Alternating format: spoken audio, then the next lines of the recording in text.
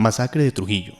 A continuación, se hará una descripción sucinta de una cadena de hechos de violencia perpetrados en un periodo aproximado de 8 años en el departamento del Valle del Cauca, por grupos armados irregulares con la anuencia de participación de miembros de la fuerza pública, llegando a tal magnitud que por la inoperancia del aparato formal del Estado, las víctimas se organizaron para defender sus derechos. Ahora un breve recuento de los hechos. Municipio Trujillo Bolívar Río Frío, Departamento del Valle, Grupo Armado Paramilitares del Norte. La masacre de Trujillo, como se nombra a los sucesos ocurridos entre 1986 y 1994, fue una secuencia de desapariciones forzadas, torturas, homicidios selectivos, detenciones arbitrarias y masacres de carácter sistemático perpetradas por una alianza entre las estructuras criminales de los narcotraficantes Diego Montoya, alias Don Diego, y Henry Loaiza, alias El Alacrán, y miembros de la fuerza pública. Las víctimas fueron señaladas como supuestos colaboradores de la guerrilla. Esta larga cadena de crímenes tuvo un momento más crítico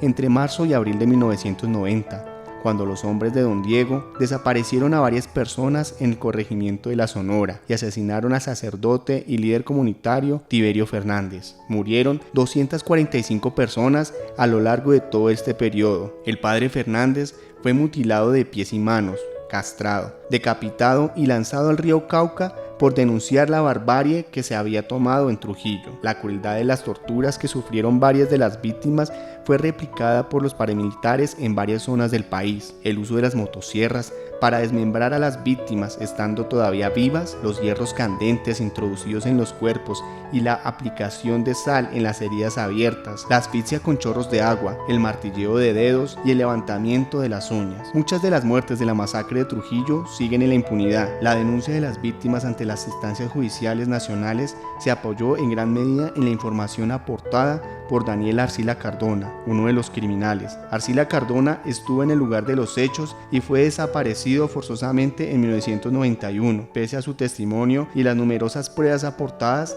la respuesta de las autoridades judiciales contra toda la evidencia fue la exoneración penal y disciplinaria de los presuntos responsables. En Trujillo han tenido presencia a lo largo de los años los diferentes actores del conflicto armado. A finales de la década de los 80, tenía una gran influencia la guerrilla del ELN y las organizaciones del narcotráfico, encabezadas por Diego Montoya, alias Don Diego, y Henry Loaiza, alias El Alacrán, en cuya finca, Villa Paola, fueron cometidos muchos de los crímenes mencionados. También había pugnas entre funciones partidistas del campo político. Para los expertos, Trujillo es uno de los primeros vistazos de una de las variantes del paramilitarismo, la alianza de agentes del Estado con actores locales y regionales, en este caso del narcotráfico, que perciben a la guerrilla como una amenaza a su poder. Acerca del grupo armado. Paramilitares del Norte del Valle, 1986-1994. A mediados de los años 80, un grupo de miembros de la fuerza pública se alió con capos del narcotráfico del Norte del Valle para atacar las organizaciones sociales que se habían creado en la zona. Un grupo paramilitar asesinó a centenares de líderes campesinos y sindicales de la región usando métodos de tortura que luego replicaron los paras de diferentes grupos en otras zonas del país, como el uso de motosierras para desmembrar a las víctimas. Los dos principales capos de la droga en la zona que terminaron aliados con miembros de la fuerza pública para perpetrar los crímenes fueron Diego Montoya, alias Don Diego, y Henry Loaiza, alias El Alacrán. El primero se encuentra extraditado en los Estados Unidos por narcotráfico y el segundo fue condenado en Colombia por la masacre de Trujillo. Varios militares también han sido sentenciados por la justicia colombiana por los asesinatos de este grupo. También decimos, si vivos se los llevaron, vivos los queremos, ya no los vamos a encontrar vivos físicamente, pero sí vivos en la memoria del pueblo. Esta región de Trujillo en esa época empezó a ser copada por narcotraficantes. El nacimiento de Afavit. Pese al inminente peligro, las gestiones del padre Giraldo permitieron que las víctimas se conocieran entre ellas y tomaran conciencia de las necesidades de trabajar juntas. El padre empezó a venir con Alfades, Asociación de Familiares de Detenidos Desaparecidos, y a hablarnos de la importancia de que nos organizábamos, y así hicimos, especialmente cuando salió el concepto de la Comisión Interamericana, para lo que necesitábamos ser una sola fuerza para dialogar con el Estado. Recuerda Esmeralda Marín, quien fue una de las primeras presidentes violentas de Afavit y quien perdió al padre de su hijo en la masacre. Y es que después del fracaso en la justicia nacional, el padre Giraldo, junto al colectivo de abogados José Albert Restrepo, en cabeza del abogado Eduardo Carreño, llevó el caso a la Comisión Interamericana de Derechos Humanos, donde se logró una solución amistosa con el Estado colombiano en 1995. En este año, Afavit se formalizó como una personería jurídica. Para que el colectivo de abogados pudiera representar a las víctimas se necesitaban unos poderes. Yo los hacía a escondidas en la casa cural. Allá nos daban las 2 y 3 de la mañana, mientras mi hija se quedaba dormida en la banca de la iglesia, esperando, recuerda Doris Osorio. El acuerdo con el Estado colombiano contempló varias medidas de reparación a las víctimas, muchas de las cuales no se cumplieron por actos de corrupción estatal, que todavía hoy están bajo investigación. Entre estas, se ordenó la construcción de un monumento, y entre las primeras decisiones que tomó Afavit fue que más que un monumento, fuera un parque. Entre todos, buscaron el terreno más propicio para la estructura, hasta que una señal les mostró cuál debería ser el sitio elegido. Nos encontramos con este par de guamos que crecían abrazados y los vimos como un símbolo de abrazo fraterno que necesitaba Trujillo, recordó el padre Giraldo en la peregrinación del pasado 13 de junio. Estos dos árboles que se abrazaban serían incorporados en el logo de Afavit. Hoy, el Parque Monumento Trujillo, diseñado por el arquitecto Santiago Camargo, es un referente de memoria para el país, y cada espacio ha sido dotado de significado a lo largo de los años. Allí se reúne un grupo infantil Jimmy García Peña, llamado así en honor a un niño de 18 meses que fue decapitado junto a su familia. En el salón Hermanos Mayorga, que tiene ese nombre para recordar a los 7 hermanos de una misma familia que fueron asesinados. El parque alberga la exposición Madres del Silencio, del artista Juan David Gálvez, así como el registro del performance Magdalenas por el Cauca de Rodrigo Grajales. La artista Adriana Lalinde esculpió los osarios de las víctimas de la masacre y el kurdo Rashid construyó el Muro de la Sombra del Amor. El parque también cuenta con el jardín de Alba Mary Chilito, quien fuera una de las matriarcas, quien fue asesinada en el 2013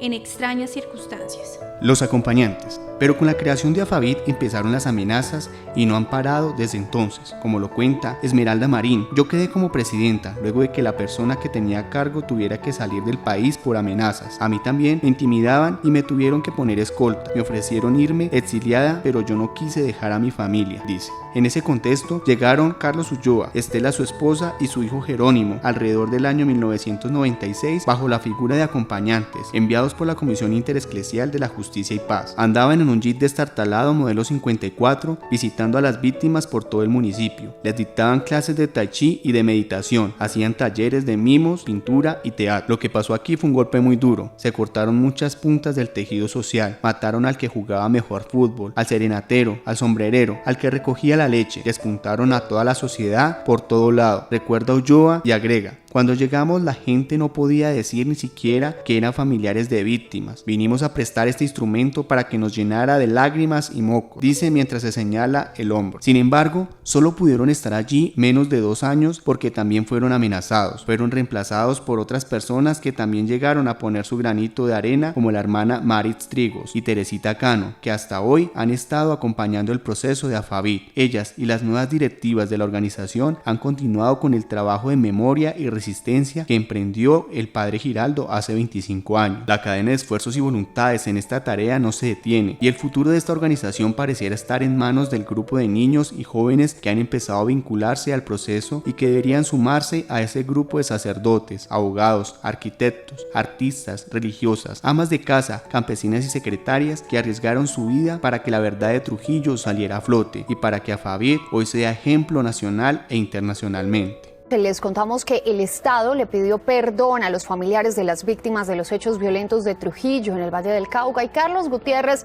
nos tiene los detalles. ¿Cómo fue el acto, Carlos? Buenas tardes. Muy buenas tardes, pues hay un sinsabor frente a esta situación que se ha presentado aquí en el municipio de Trujillo. Algunos familiares de las víctimas que fueron masacradas durante 5 años en la década de los 80 y los 90 aseguran que avalan la presencia del gobierno nacional ofreciendo perdón a las víctimas y por todos estos hechos.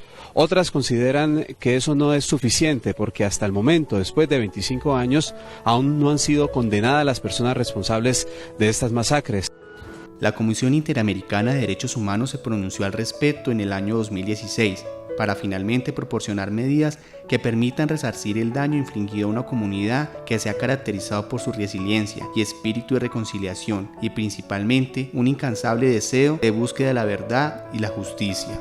Conclusiones del informe de solución amistosa, masacre de Trujillo, Colombia. Primero, con base en las consideraciones que anteceden y en virtud del procedimiento previsto en los artículos 48, se pondrá a disposición de las partes interesadas a fin de llegar a una solución amistosa del asunto fundada en el respeto a los derechos humanos reconocidos en esta convención. Y 49, se ha llegado a una solución amistosa con arreglo a la disposición del inciso 1F del artículo 48, la comisión redactará un informe que será transmitido al peticionario y a los estados partes en esta convención y comunicado después para su publicación al secretario general de la Organización de los Estados Americanos. Este informe contendrá una breve exposición de los hechos y de las soluciones logradas. Si cualquiera de las partes en el caso solicitan, se les suministrará la más amplia información posible. De la Convención Americana, la Comisión desea reiterar su profundo aprecio por los esfuerzos realizados por las partes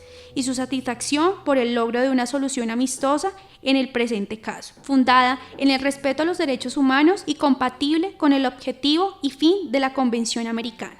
Segundo, en virtud de las consideraciones y conclusiones expuestas en este informe, la Comisión Interamericana de Derechos Humanos decide aprobar los términos del acuerdo suscrito por partes el 6 de abril de 2016, declarar cumplido totalmente el punto 1, un acto conmemoratorio encabezado por el alto funcionario del Estado, con participación de autoridades públicas, los familiares de las víctimas y los representantes del municipio de Trujillo Valle, en el mes de abril del año 2016. Esta medida estará a cargo de la Unión para la Atención y Reparación Integral de las Víctimas, de la cláusula tercera del acuerdo de la solución amistosa en concordancia con el análisis contenido en este informe. 3. Declarar cumplidos parcialmente la cláusula segunda. El punto 3 otorgará un apoyo económico por 65 millones de pesos a la Asociación Familiares Víctimas de Trujillo, AFAVIT, para que sea invertido en el desarrollo de una agenda cultural que aporte al mejoramiento del Parque Monumento de Trujillo, Valle del Cauca, como medida de reparación simbólica que reivindique y dignifique la memoria de las víctimas y sus familiares.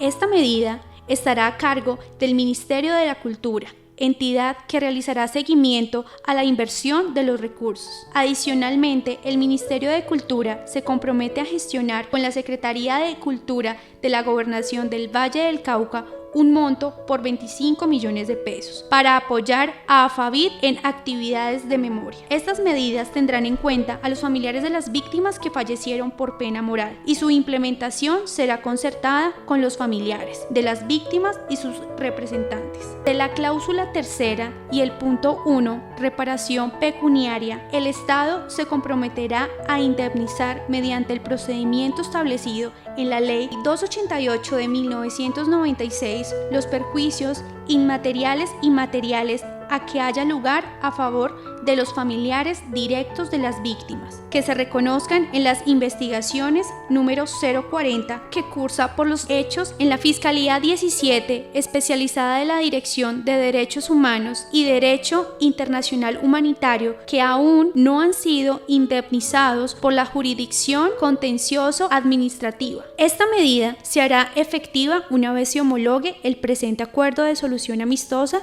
mediante la expedición del informe del artículo 49 y estará a cargo del Ministerio de Defensa Nacional. El pago de la indemnización se realizará en un plazo máximo de 10 meses, contados a partir de la sentencia o auto aprobatorio de la conciliación. Y 3. Se realizarán las gestiones administrativas necesarias con el objeto de lograr la titulación de las viviendas construidas. Esta medida estará a cargo de la alcaldía del municipio de Trujillo Valle y se cumplirá en el término de 6 meses a a partir de la firma del presente acuerdo de solución amistosa.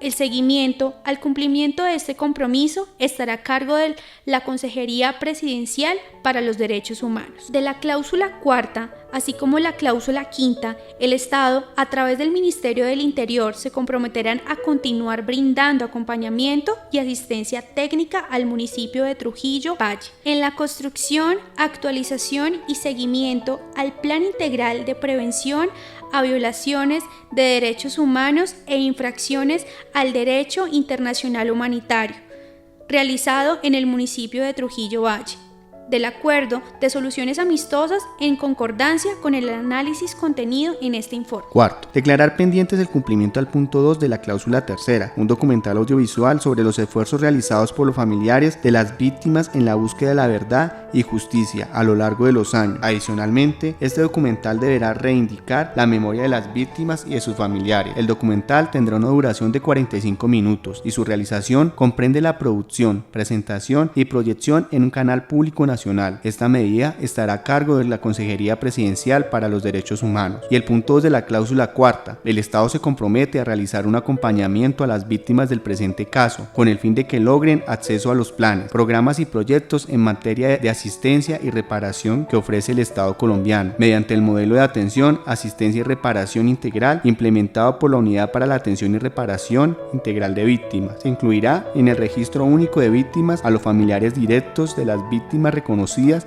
en el marco de la solución amistosa. Quinto, continuar con la supervisión de los compromisos pendientes de cumplimiento por parte del Estado de Colombia. Con tal finalidad, recordar a las partes su compromiso de informar periódicamente a la Comisión Internacional de Derechos Humanos sobre el cumplimiento de las medidas establecidas en el acuerdo de solución amistosa. Sexto, hacer público el presente informe e incluirlo en su informe anual a la Asamblea General de la OEA.